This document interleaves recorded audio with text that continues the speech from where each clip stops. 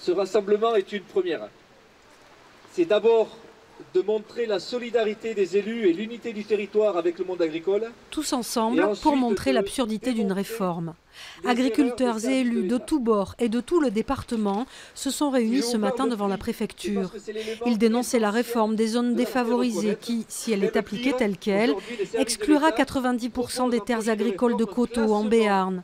Parmi la centaine d'élus, des parlementaires, tous unis. J'ai toute ma place, comme tous les maires, on a toute notre place ici parce que les agriculteurs qui seraient dépourvus de ce classement se verraient pénalisés d'une indemnité, d'une allocation qui est importante et dont ils ont besoin pour vivre. Il faut qu'on soit vigilant sur tous les sujets.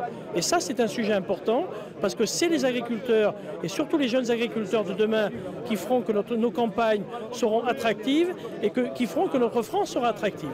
Les critères de Bruxelles prenaient en compte les caractéristiques des zones de coteaux.